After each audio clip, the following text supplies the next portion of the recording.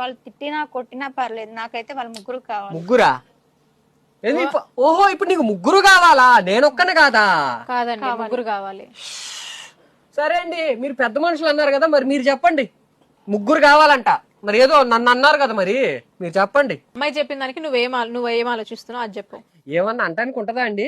ఇప్పుడు నన్ను ఒక్కనే కావాలంటే నా ఇష్టాన్ని చెప్పొచ్చు, నాకు ముగ్గురు కావాలంటే నేనేం చెప్తాను? వాళ్ళ సంగతి నీకు అనవసరం. నువ్వు చేసిన నువ్వు న్యాయం చేయాలి కదా, నువ్వు న్యాయం చేయాలి కదా. లైఫ్ లోకి వస్తుందంట, మిగతా వాళ్ళు ఎంత మంది ఉన్నా నాకు అనవసరం అంట.